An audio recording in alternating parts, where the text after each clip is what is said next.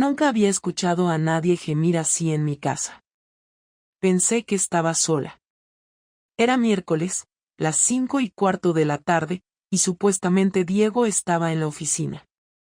Lucía en clase de baile.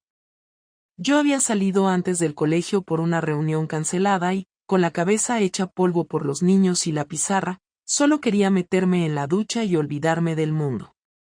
Pero al entrar, algo me detuvo. La puerta del dormitorio estaba entreabierta. Y esa voz no era suya. Era femenina. Pero lo que me dejó helada no fue el sonido, sino lo que vi cuando empujé la puerta solo un poco más. Diego no estaba en la oficina. Y no era una mujer lo que estaba con él. Fue ese instante, ese plano exacto, mi marido de rodillas entre las piernas de un hombre que apenas reconocí, lo que me paralizó. No grité. No lloré. No dije ni una palabra. Cerré la puerta con la misma suavidad con la que la había empujado, salí de casa en silencio y me metí en el coche. No arranqué. Solo me quedé ahí, con las llaves temblando en la mano, sintiendo como el corazón me latía en la garganta. No entendía nada. ¿Diego era gay?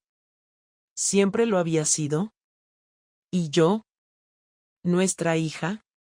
¿Nuestra vida? Estuve 1 hora sentada ahí, frente al portal, viendo cómo pasaban vecinos con bolsas del Mercadona y niños en patinete. Cuando por fin logré moverme, no fui al colegio a por Lucía. Llamé a mi hermana para que la recogiera, fingí una migraña, y me fui directamente a casa de una amiga con una botella de vino bajo el brazo. No dije ni una palabra de lo que vi. Solo bebimos, hablamos de tonterías, y cuando me preguntó por Diego, dije, bien, lo de siempre. Mentira. Durante los días siguientes, fingí que no sabía nada. Me sentía una intrusa en mi propia vida. Observaba a Diego como si fuera otra persona, intentando encontrar rastros de lo que había visto. Y lo peor de todo es que no los encontraba. Todo seguía como siempre.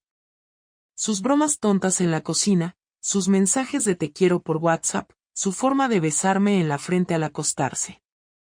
¿Era todo fingido? ¿O es que simplemente había otra parte de él que yo nunca conocí? Intenté hacérmela fuerte. Pensé, esto no cambia nada, es su vida, es su cuerpo, quizá es bisexual. Busqué artículos en internet, foros, testimonios. Incluso escribí una lista con posibles reacciones y resultados. Pero lo que no pude evitar fue el resentimiento. No por lo que había hecho, sino por no contármelo. Por hacerme partícipe de una mentira tan íntima. Fue entonces cuando empezó lo mío con Tomás. Sí, ese mismo Tomás, el padre de Javier, uno de mis alumnos. El que siempre me parecía demasiado encantador, demasiado atento, y al que siempre había mantenido a raya precisamente por eso. Pero después de lo que vi, empecé a responderle diferente. Cuando me preguntaba cómo estaba, no respondía con un bien seco, sino con algo más abierto. Y cuando me invitó a tomar algo, no dije que no. Nos vimos en una terraza, al lado del mercado central. Nada especial. Pero sentí, por primera vez en mucho tiempo, que alguien me miraba de verdad. No como madre. No como esposa. Como mujer. Y entonces pensé, si Diego está viviendo su doble vida sin incluirme, ¿por qué tengo que seguir cargando con esta fidelidad inútil? ¿Por qué seguir fingiendo que todo está bien cuando ni siquiera sé quién duerme a mi lado cada noche? Así empezó. Un café. Luego otro. Luego una cena. Y luego, una tarde, lo invité a casa. No para hablar. No para tomar un vino. Lo invité sabiendo lo que iba a pasar. Y pasó. No me sentí culpable. Me sentí viva. Pero todo lo que parece liberación, al principio, termina cobrando su factura. porque lo que no sabía es que Diego también había visto algo. Algo mío. Algo que yo no imaginaba que podría ver. Y ahí empezó la verdadera guerra.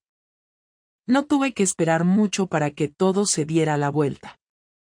Siempre he creído que las mentiras se esconden mejor cuando las dices con cara tranquila, y durante un par de semanas pensé que lo estaba haciendo bien.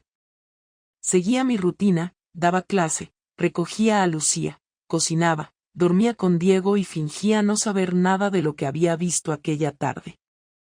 Pero cuando una persona miente, hay una tensión que se nota, un pequeño cambio de tono o de mirada que delata lo que las palabras intentan ocultar. Y Diego, que nunca fue tonto, empezó a notarlo. No sabía exactamente qué pasaba, pero sabía que algo se había roto entre nosotros. Todo comenzó una tarde cualquiera, cuando volvió antes de lo habitual del trabajo. Yo estaba planchando, y me soltó, sin rodeos. ¿Qué pasa contigo últimamente? Estás rara. Intenté mantener la calma, seguí doblando la ropa como si no hubiera escuchado nada, pero él insistió. Te lo digo en serio, Carmen. Te conozco. Estás diferente. No me mires así.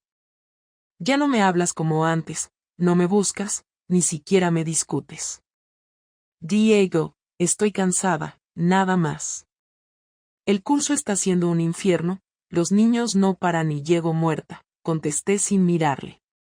No, no es eso. Es otra cosa. No me tomes por idiota. En ese momento sentí un escalofrío. Por un segundo pensé que lo sabía, que había descubierto lo de Tomás. Pero no, no todavía. Lo que no imaginaba era que ya había empezado a buscar sus propias respuestas. Esa misma noche, cuando me metí en la cama, noté algo raro.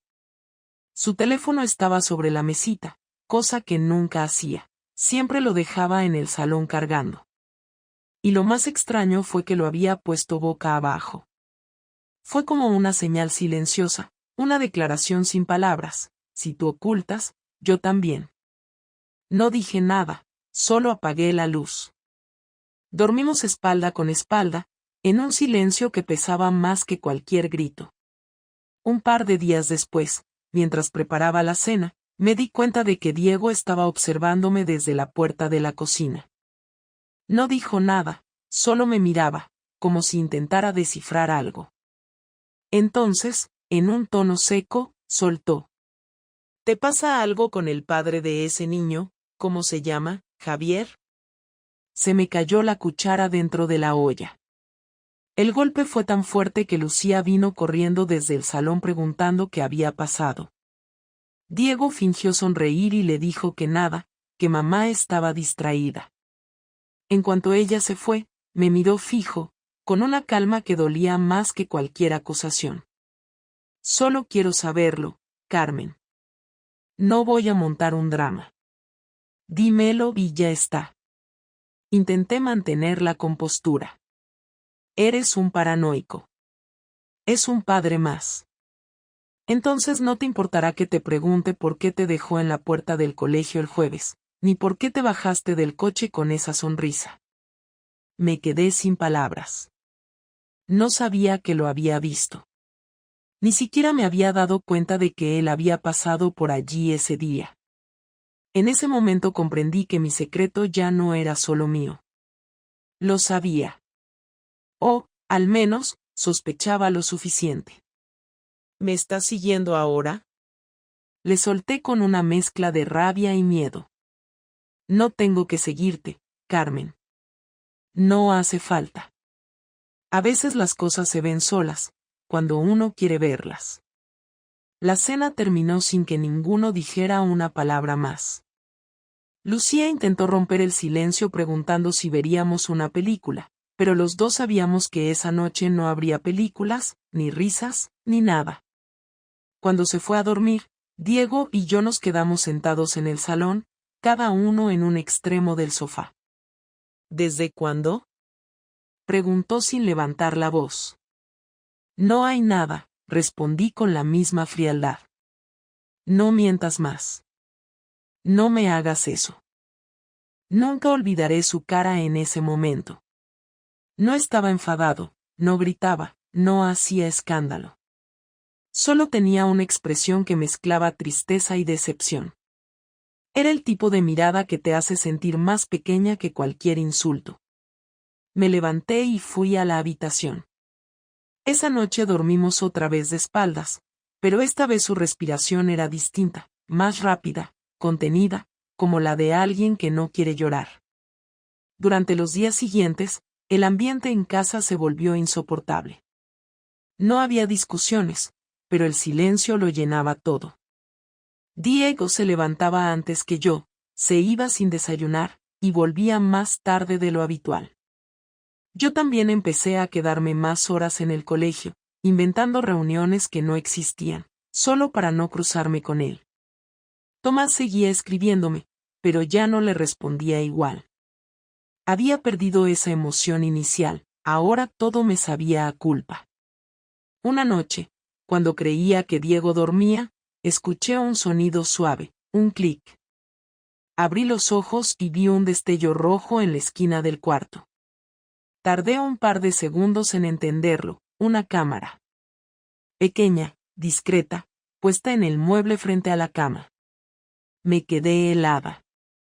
¿Qué has hecho?, pregunté con un hilo de voz. Él no se movió, pero su respiración cambió. Lo mismo que tú, dijo sin girarse. Mirar lo que no debía. No supe qué decir. Era como si los dos hubiéramos cruzado una frontera sin retorno. Lo que había empezado como una traición emocional se había convertido en una guerra fría dentro de nuestra casa. La cámara desapareció al día siguiente, pero el daño ya estaba hecho. Yo no podía mirar ningún objeto sin pensar si me estaba grabando, si había más escondidas, si me vigilaba incluso cuando salía. Esa tarde, decidí enfrentarme a él. Esperé a que Lucía se durmiera, cerré la puerta del salón y le solté todo de golpe. Si me estás espiando, para allá. No te lo voy a permitir. No hace falta que te espíe, Carmen. Ya lo vi. ¿Qué viste?, pregunté intentando sonar firme, aunque la voz me temblaba. Lo que grabaste tú, lo que subiste a tu nube pensando que nadie se daría cuenta. No soy idiota. No entendía a qué se refería hasta que me lo mostró. En su portátil, con la pantalla girada hacia mí, estaba el video que Tomás me había mandado. Nada explícito, pero suficiente para que se entendiera todo. Yo nunca se lo había enseñado a nadie, ni lo había descargado en casa. Lo guardé en la nube desde el móvil, y él, de alguna forma, lo había encontrado. Lo borré, dijo, mirándome a los ojos. Pero me bastó verlo una vez. No supe si disculparme, si gritar, si marcharme. Me quedé ahí, de pie, mirando la pantalla negra después de que la cerrara. Él seguía sentado, inmóvil, con los codos sobre las rodillas y las manos entrelazadas. ¿Te acuerdas de aquel día que llegaste temprano y creías que estaba en la oficina?, preguntó sin mirarme. Sí, respondí con un hilo de voz. Pues no lo estaba. Pero no era lo que tú piensas. Ya lo vi, dije sin pensarlo, y en cuanto las palabras salieron, me arrepentí. Entonces me miró, por primera vez en semanas, y lo entendí todo. Sabía que lo había visto. Ambos sabíamos que el otro sabía. Todo estaba sobre la mesa, sin que hiciera falta decir más. No había gritos, ni lágrimas, ni promesas. Solo ese silencio, el de dos personas que ya no podían fingir. Después de un rato, se levantó y se fue al dormitorio sin decir nada. Yo me quedé en el sofá, con el estómago revuelto y una sensación nueva, más amarga que la culpa, el miedo. Miedo a lo que él haría ahora, miedo a su calma, miedo a que ese silencio suyo fuera el principio de algo mucho peor. Porque Diego nunca fue un hombre impulsivo, pero cuando tomaba una decisión, no había vuelta atrás. Y esa noche, Por primera vez en 12 años, no tenía idea de con quién estaba viviendo. No dormí nada aquella noche. Me quedé mirando el techo hasta que empezó a amanecer, escuchando los ruidos del edificio, el motor del camión de la basura, el sonido del ascensor, cualquier cosa que me mantuviera alejada de los pensamientos que tenía en la cabeza. A las 7, Diego se levantó, se duchó sin mirarme, se vistió con la ropa del trabajo y se fue sin decir palabra. No hubo un buenos días, ni un adiós, ni un gesto. Solo el portazo suave de la puerta. En ese momento supe que algo estaba a punto de pasar, algo que no iba a poder controlar. Durante todo el día en el colegio estuve ausente. Mis alumnos hablaban y yo asentía sin escuchar, corregía sin mirar, y cada vez que sonaba mi móvil sentía un escalofrío. Esperaba un mensaje de él, una llamada, algo que me dijera qué iba a hacer con lo que sabía. Pero no hubo nada. El silencio se estiró como una cuerda y me ahogaba. Cuando llegué a casa, el coche de Diego no estaba. En la mesa del salón había una nota: tenemos que hablar. Esta noche. No te inventes excusas. No ponía su nombre. No hacía falta. Preparé la cena sin hambre. Puse a Lucía a dormir antes de lo habitual, inventando que al día siguiente tenía una excursión. Cuando escuché el sonido de la cerradura, me temblaron las manos. Diego entró despacio, dejó las llaves sobre el mueble, se quitó la chaqueta y se quedó de pie frente a mí. No había ira en su cara, solo una frialdad que nunca le había visto. Me miró durante un rato largo, hasta que dijo: «Así que esto es lo que somos ahora». No contesté. No tenía sentido negar nada. «Te acostaste con él, ¿verdad?», preguntó, sin levantar la voz. «Sí», dije al fin. «¿Cuántas veces?». «No sé. Unas pocas». «No digas unas pocas, Carmen. No me hables como si fueras una niña pillada robando caramelos. Quiero saberlo todo». Me dolía escucharlo así, tan seco, tan controlado, tan distinto de la persona con la que había compartido media vida. Pero sabía que tenía razón. No podía seguir escondiéndome. Nos vimos durante unas semanas. No fue planeado. No sé cómo empezó, ni por qué seguí. Solo, pasó. Pasó. Siempre pasa, ¿no?, dijo, y su tono cambió por primera vez. No me jodas, Carmen. No fue un accidente, fue una decisión. Lo planeaste cada vez que lo escribías, cada vez que borrabas los mensajes, cada vez que mirabas al espejo antes de salir. No pude decir nada. Tenía la garganta cerrada. Él siguió hablando, caminando por el salón como si necesitara moverse para no estallar. Y mientras tú hacías todo eso, yo intentaba salvar lo poco que quedaba de nosotros. Me sentía culpable por no darte atención, por no escucharte, por no mirarte. Y tú estabas acostándote con otro. No lo hice para hacerte daño, dije, sabiendo que sonaba absurdo. Pero lo hiciste igual. El silencio volvió a llenar el salón. Él se sentó, apoyó los codos sobre las rodillas y se cubrió la cara con las manos. Permaneció así unos segundos, respirando fuerte. Luego me miró y soltó algo que me heló la sangre. Lo que viste aquel día, empezó, eso no fue lo que creíste. No hace falta que me lo expliques, interrumpí, queriendo evitar el tema. Sí que hace falta.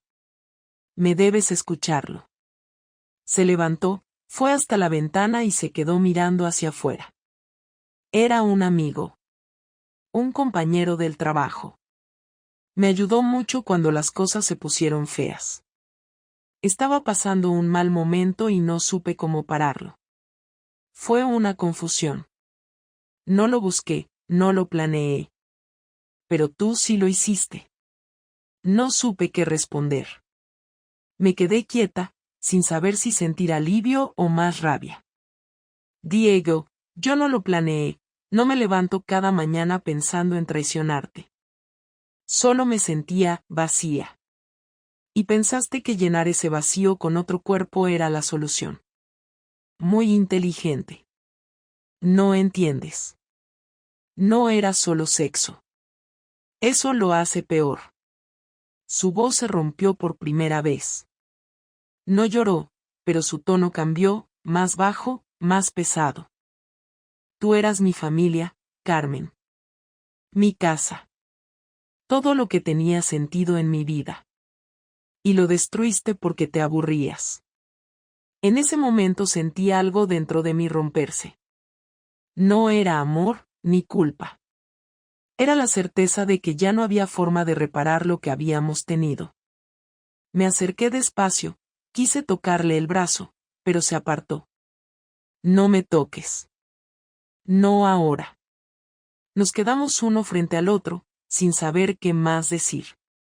Entonces, sin previo aviso, sacó algo del bolsillo de su chaqueta. Era una pequeña memoria USB. Aquí está todo, dijo. Las fotos, los mensajes, los vídeos. Todo lo que borraste. Me quedé helada. ¿Qué vas a hacer con eso? Depende de ti. Se acercó hasta quedar a menos de 1 metro. Su mirada no era violenta, pero había en ella algo que no reconocí, una mezcla de desprecio y control. Quiero la verdad. Toda. Y después decidiré. Pasé la siguiente hora contándole todo. Cómo empezó, cuándo, dónde. Cada detalle que recordaba. No intenté justificarme ni inventar nada. Hablé porque ya no tenía fuerzas para mentir. Él escuchó sin interrumpirme, sin moverse, solo respirando cada vez más fuerte. Cuando terminé, se levantó, fue hasta la cocina, sirvió 2 vasos de agua y volvió. Me ofreció uno. No sé si te das cuenta de lo que hiciste, dijo. No solo me engañaste, me quitaste la posibilidad de creer en ti. Y eso no se arregla con palabras. Lo sé, contesté. No, no lo sabes. Aún no. Pero lo vas a saber. No entendí lo que quiso decir con eso. Pensé que era solo una frase de rabia, una forma de herirme. Pero su tono no era de furia, era de decisión. Y eso me asustó más que cualquier grito. Se levantó y fue a la habitación. Antes de cerrar la puerta, añadió. A partir de mañana todo va a cambiar. No intentes hacerte la víctima. No me busques. Y no le digas nada a Lucía. Esa noche dormí en el sofá. No lloré, ni siquiera pensé. Solo estuve ahí, inmóvil, con la cabeza llena de un ruido constante. En algún momento me dormí, y cuando desperté, ya no estaba. Su ropa seguía en el armario, pero el coche había desaparecido. No dejó nota esta vez. Llamé a su móvil varias veces, pero no contestó. En el trabajo dijeron que había pedido unos días. Nadie sabía nada más. Pasaron 3 días sin señales suyas. Yo iba al colegio, fingía normalidad y volvía a casa con el estómago encogido. La ausencia de Diego se sentía en cada rincón. Lucía me preguntaba cuándo volvería papá y yo le inventaba que estaba de viaje por trabajo. El viernes por la tarde, al llegar a casa, encontré un sobre debajo de la puerta. Dentro había una hoja con su letra: el lunes te diré lo que he decidido. No intentes contactarme. Esa frase me dio más miedo que todo lo anterior. No sabía si hablaba de separación, de venganza, o de algo peor. Todo lo que había hecho se me vino encima de golpe, y por primera vez desde que empezó todo, me arrepentí de verdad. No por haberlo perdido, sino por haber convertido nuestra vida en un campo de ruinas. Esa noche, cuando Lucía se durmió, me serví una copa de vino y me senté en la oscuridad del salón. La casa estaba en silencio. Pensé en Diego, en su mirada, en la calma con la que hablaba, en su frase final. Y entendí que algo iba a hacer. No sabía qué, pero lo sentía en el cuerpo, como una señal. Y lo peor era que ya no podía detenerlo. El lunes llegó más rápido de lo que esperaba. A las 8 de la mañana recibí un mensaje suyo: nos vemos en el despacho del notario a las 6. No llegues tarde.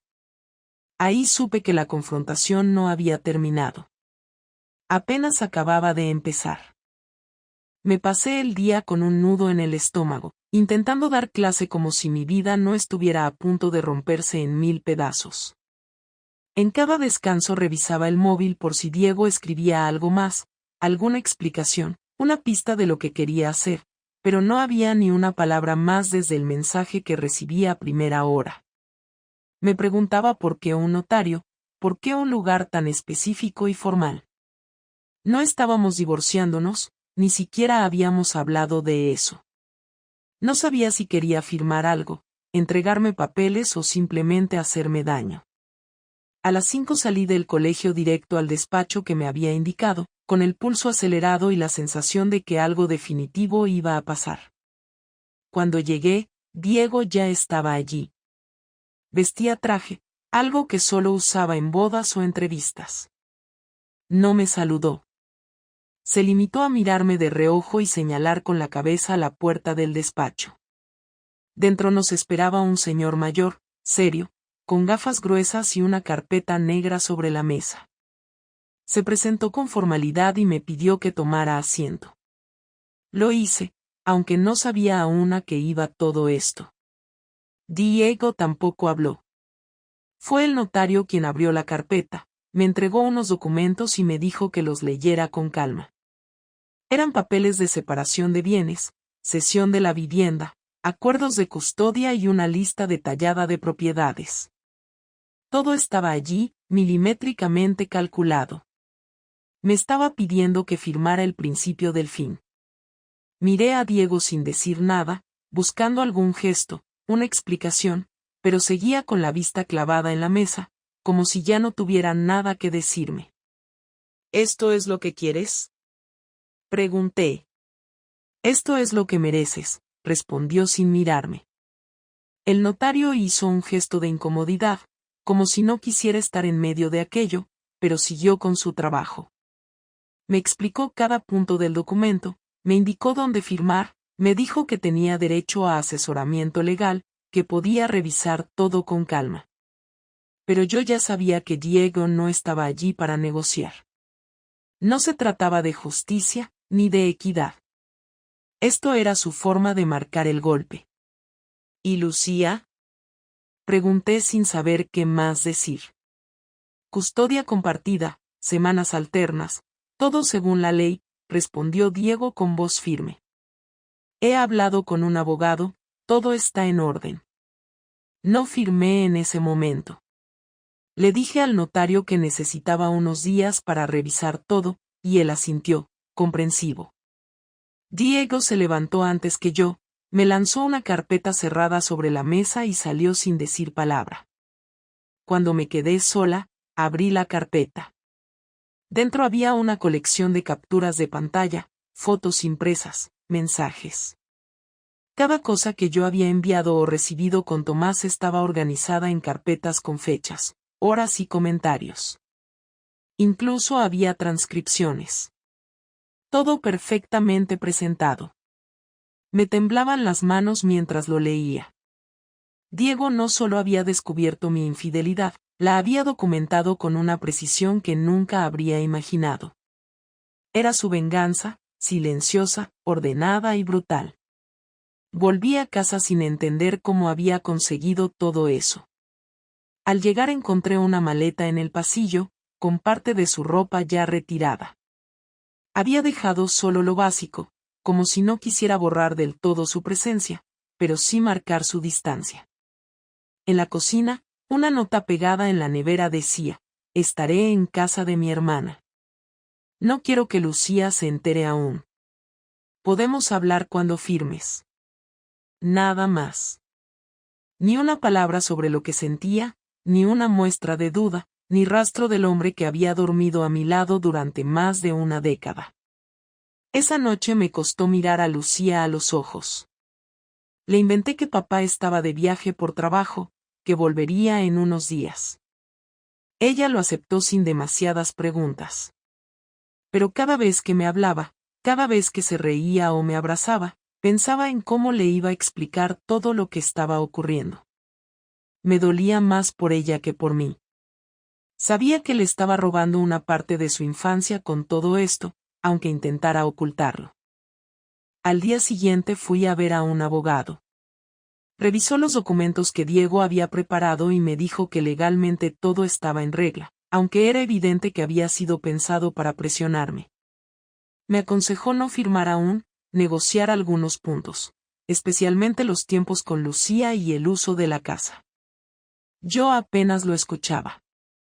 Solo pensaba en que Diego no había querido hablar, que había tomado sus decisiones y me las estaba imponiendo como si ya no fuera parte de su vida. Durante los días siguientes, él no volvió. No llamó. No escribió. Su ausencia era más violenta que cualquier discusión. Tomás me escribió varias veces, preguntando si estaba bien, si necesitaba hablar, pero no respondí. Había dejado de tener sentido. Lo nuestro fue un error que estalló con demasiada fuerza, y ya no quedaba nada que pudiera salvarse. Me di cuenta de que no era amor, ni siquiera cariño. Era una huida que terminó mal. El viernes por la tarde, recibí una notificación del colegio. Diego había ido a recoger a Lucía sin avisarme. Fui de inmediato, sin saber qué hacer, sin saber si tenía derecho a impedirlo. Cuando llegué, él ya se había ido. Al parecer, presentó una autorización con su firma y su DNI. En la portería no me dieron más información. Me fui a casa sintiéndome completamente fuera de control. No tenía idea de dónde estaban, si volverían, si se la había llevado para siempre. Pasaron horas hasta que recibí un mensaje de Diego: está bien. Está en casa de mi hermana. Duerme aquí hoy. Mañana la llevo a tu casa. Sentí una mezcla de alivio y humillación. Me había dejado completamente fuera de la ecuación. Cuando volvió con ella al día siguiente, no cruzamos palabra. Se despidió de Lucía con un beso en la frente y se fue sin mirar atrás. Ella me contó que habían ido al parque, que comieron helado, que durmió con su prima.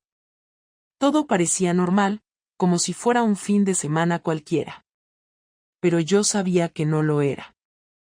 Diego estaba empezando a reescribir nuestra historia, a reconstruir su vida sin mí, y lo estaba haciendo rápido, sin esperar mi reacción.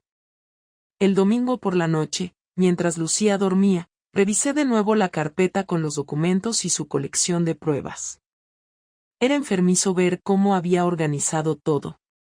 Cada mensaje, cada foto, incluso las veces que habíamos quedado con Tomás estaban apuntadas con fechas y lugares.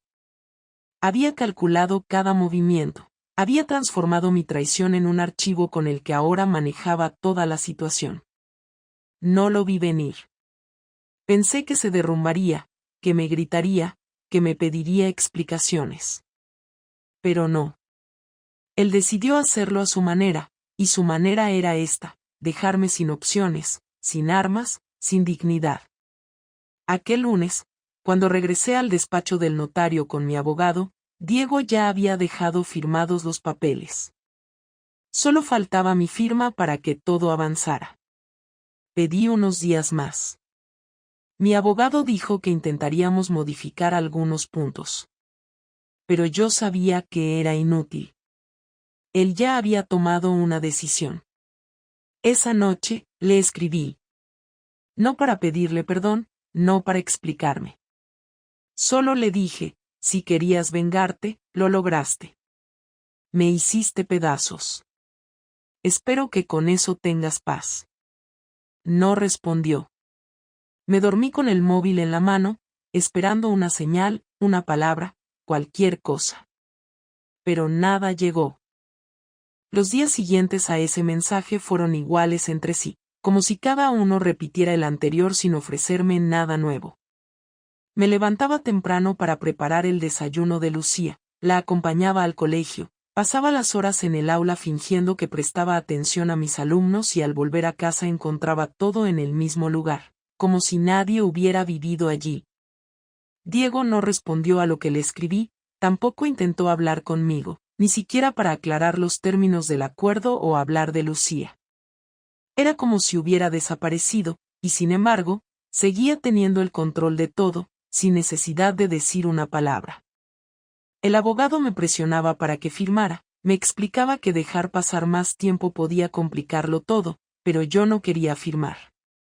No por apego legal a Diego ni por dinero ni por orgullo, sino porque firmar implicaba aceptar oficialmente que esto había terminado. Y aunque sabía que él ya lo había asumido, yo aún no podía hacerlo. Sentía que me faltaba algo, una conversación, una despedida real, algo que le diera sentido a este final que él había diseñado con tanta frialdad. El jueves por la tarde, cuando fui a recoger a Lucía, la secretaria del colegio me dijo que Diego había llamado para avisar que él la recogería el viernes. Era la primera vez que pedía algo desde que todo esto empezó. Cuando llegué a casa, volví a revisar los papeles del notario. No habían cambiado. Todo seguía exactamente igual, la repartición de bienes, los tiempos de custodia, la división de las cuentas. Y lo más duro, su firma en todas las páginas, como una línea final que no me daba derecho a réplica. Esa noche, después de acostar a Lucía, le escribí otro mensaje. No era largo ni agresivo. Solo puse, necesito hablar contigo. No de abogados, no de dinero. De nosotros. Aunque sea por última vez. No merezco que esto termine así. No esperaba respuesta. Estaba acostumbrada a su silencio. Pero una hora después me llegó un mensaje con 4 palabras. Mañana, a las 9. Nada más. Pasé el día entero nerviosa, sin saber qué esperar. No sabía si venía a gritarme, a decirme que lo había arruinado todo, o simplemente a afirmar lo poco que quedaba. A las 9 en punto, cuando Lucía ya dormía, Diego llegó. No traía papeles ni carpetas. Vestía una sudadera, vaqueros, zapatillas, como si viniera a ver una película y no a tener la conversación más difícil de nuestras vidas.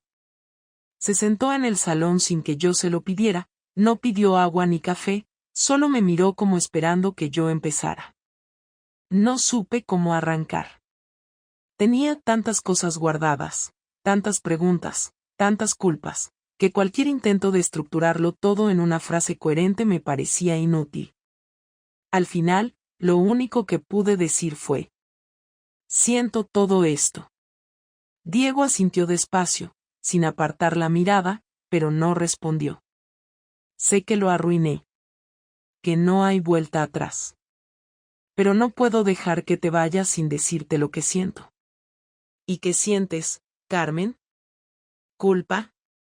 ¿Vergüenza? ¿O solo miedo de quedarte sola? Todo, contesté. Pero también tristeza. Por cómo se acabó todo, por lo que hicimos los dos. Porque no fuiste solo tú el que falló, ni solo yo. No me compares contigo, dijo sin alzar la voz. Lo que viste aquel día fue una confusión. Algo que yo mismo detuve. No lo escondí durante semanas, no llevé a esa persona a nuestra cama, no puse en riesgo a nuestra hija. Lo que tú hiciste fue una cadena de decisiones, no un error aislado. Lo sé. No te lo estoy justificando. Solo quiero que me escuches. Te escucho. Pero no sé para qué. No va a cambiar nada. No quiero que cambie. Solo quiero que sepas que lo que hice no fue porque no te quisiera, o porque me dejaras de importar. Fue por mí. Por todo lo que me estaba comiendo por dentro y no supe cómo manejar. Y sé que eso no te sirve de consuelo, pero es la verdad. Diego respiró hondo. Por primera vez, parecía que algo se movía dentro de él. No era empatía ni cariño, pero al menos no era rechazo. ¿Y ahora qué? ¿Qué esperas que haga con eso? Nada. Solo quiero que hablemos. Una última vez. Como las personas que fuimos antes de todo esto. Se quedó en silencio un rato. Luego se recostó un poco hacia atrás y cruzó los brazos. ¿Tienes idea de lo que fue para mí ver todo eso? Leerte, escucharte, ver cómo le decías a otro cosas que nunca me dijiste a mí. Verte sonreír en fotos que ni siquiera sabías que te estaban sacando. Me daban náuseas. No podía dormir. Y sin embargo, no fui capaz de hacerte daño. Podía haber hecho que te echaran del colegio, podía haberle dicho a tu familia, podía haber usado todo eso para destrozarte. Y no lo hice. Lo sé, dije con los ojos llenos de lágrimas. Y por eso estoy aquí, hablando contigo. Porque a pesar de todo, sigues siendo tú. No me endulces. No estoy aquí por nostalgia. Estoy aquí porque tú lo pediste. Y porque, aunque no lo creas, necesito cerrar esto tanto como tú. ¿Y qué necesitas para cerrarlo? Saber que no vas a intentar revertirlo. Que no vas a manipular a Lucía, ni a ponerla en contra mía. Que no vas a buscar excusas para aparecer en mi vida como si nada hubiera pasado. Te lo prometo. No haré nada de eso.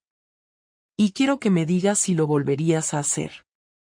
Si en otra situación, con otro Tomás, harías lo mismo. No, respondí sin dudar. Porque ahora sé lo que cuesta. No solo perderte a ti, sino perderme a mí. Desde que pasó todo esto, no me reconozco. No me gusta la persona en la que me convertí. Tarde, Carmen. Eso llega tarde. Lo sé. Se levantó del sofá, caminó hasta la puerta, pero no la abrió. Se quedó de espaldas un momento. ¿Quieres saber por qué firmé todo tan rápido? Sí. Porque te quería. Y no quería terminar odiándote. Quería salir de esto antes de convertirme en alguien que no pudiera mirar a nuestra hija sin recordar lo que hiciste. No supe qué decir. Me quedé en el sofá sin moverme. Gracias por venir, dije al final. No fue por ti. Fue por mí. Para poder seguir adelante. Abrió la puerta, salió, y la cerró con cuidado. No volvió a escribir. No llamó. Esa fue nuestra última conversación. No hubo abrazos, ni perdón, ni segunda oportunidad. Solo la certeza de que lo habíamos destruido todo, y que cada uno cargaría con lo suyo a partir de ahora. La vida siguió, aunque durante semanas tuve la sensación de que el tiempo solo pasaba fuera de mi casa, como si todo lo que yo hacía no contara. Lucía se acostumbró rápido a la nueva rutina de pasar una semana conmigo y otra con Diego, y aunque al principio me costó verla marcharse con su mochila cada viernes por la tarde, terminé aceptando que ese era el nuevo orden de las cosas. No discutíamos por ella, no había peleas, ni cambios de horario de última hora, todo estaba escrito, pactado, marcado por días y horas que ya no dejaban espacio para los errores o para las emociones. A veces pensaba en escribirle a Diego, decirle que todavía había cosas que necesitaba decirle, pero me detenía porque sabía que en el fondo no eran cosas que necesitara compartir con él, eran cosas que necesitaba resolver conmigo misma. Volver a ser solo Carmen me costó más de lo que pensaba. Había construido mi identidad sobre un matrimonio que ya no existía, sobre una familia que ya no era como antes, y sobre una rutina compartida que ahora era solo una suma de huecos.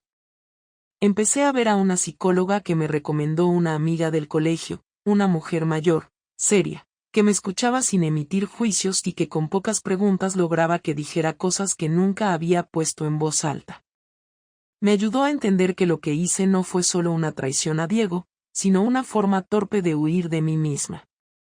Me explicó que había buscado en Tomás una validación que no tenía por qué venir de fuera, y que el deseo de sentirme deseada había sido más fuerte que mi capacidad de enfrentar lo que me estaba pasando dentro.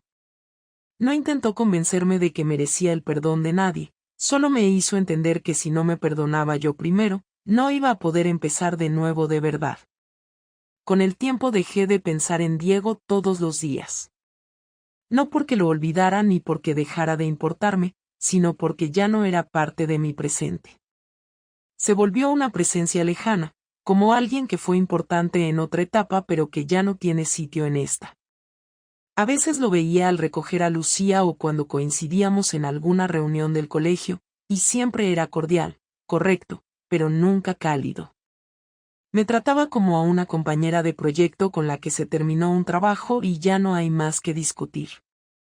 Y aunque eso dolía, también lo agradecía, porque me permitía avanzar sin volver al pasado. Tomás desapareció completamente. Dejé de responderle cuando todo se rompió, y él entendió que no había nada más que sacar de aquello. No intentó forzar nada, ni buscó explicaciones, solo se desvaneció igual que había llegado. En el fondo, sé que no me quería ni le importaba más allá del juego que habíamos montado juntos. Yo fui una historia más en su lista, y él fue la excusa perfecta para que yo pudiera destruir lo que ya estaba tambaleando. No sentí odio por él, tampoco culpa, solo indiferencia. Era un error del que no iba a sacar nada con arrepentimientos inútiles. La casa también cambió. Quité cosas de la decoración que me recordaban a Diego, cambié muebles de sitio, doné ropa, y empecé a pintar las paredes de colores más claros. No fue una transformación radical, pero sí suficiente para que el ambiente ya no me recordara cada paso compartido. Poco a poco, fui dejando de usar el plural para referirme a decisiones o recuerdos, y empecé a hablar en singular, como alguien que vuelve a vivir sola por elección, no por castigo. Hubo noches en las que me dormí llorando, otras en las que me sentí fuerte, y muchas en las que simplemente estuve, sin sentir nada, como si mi cuerpo estuviera en pausa mientras mi cabeza intentaba encontrar una dirección. Firmé los papeles del notario un mes después de aquella última conversación. Lo hice sin llamar a Diego, sin anunciarlo, sin esperar una reacción. Solo fui con mi abogada, firmé donde tenía que firmar, entregué los documentos y salí de allí con la misma carpeta que él me había dado. Era un cierre silencioso, sin ceremonia, sin lágrimas, sin más palabras. Me senté en una cafetería frente al despacho, pedí un café y respiré hondo. No fue liberador, tampoco doloroso. Fue simplemente real. Estaba divorciada, y la vida seguía. No puedo decir que aprendí una lección clara, no soy de las que romantizan el dolor ni creen que cada golpe sirve para crecer. Lo que sí sé es que entendí quién era yo cuando todo se vino abajo. Aprendí que no era tan fuerte como creía, que podía equivocarme en cadena sin darme cuenta, que el amor no es suficiente cuando no se cuida, y que uno puede hacer daño incluso cuando no quiere hacerlo. Entendí que el silencio es una forma de castigo más dura que cualquier grito, y que la ausencia pesa más cuando va acompañada de indiferencia. Aprendí también que no todo tiene reparación, que hay errores que simplemente se pagan, y que a veces el castigo no es la soledad, sino el recuerdo constante de lo que hiciste. Hoy sigo con mi trabajo, sigo siendo madre, sigo viviendo en la misma ciudad, en el mismo barrio, con la misma gente alrededor. Pero ya no soy la misma. Ya no vivo esperando que alguien me salve del aburrimiento o del vacío. He aprendido a soportar el silencio sin buscar ruido que lo tape. He aprendido a escucharme, aunque a veces no me guste lo que oigo. Y he aceptado que no todo tiene que tener sentido, que algunas cosas simplemente pasan, y hay que aprender a vivir con las consecuencias. Diego rehizo su vida. Lo supe por Lucía, que un día me contó que papá había llevado a una amiga al parque. No pregunté más. No me correspondía hacerlo. Solo asentí y le pregunté si lo había pasado bien.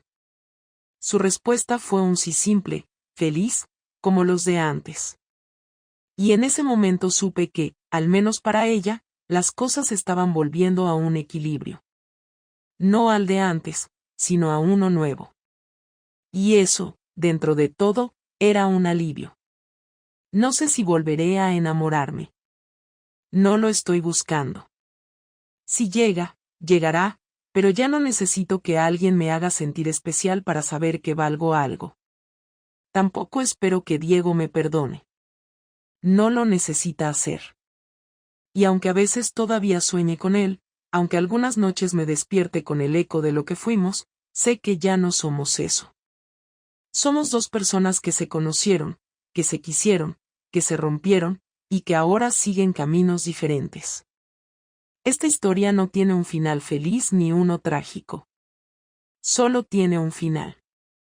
Uno que me deja con cicatrices, sí, pero también con certezas.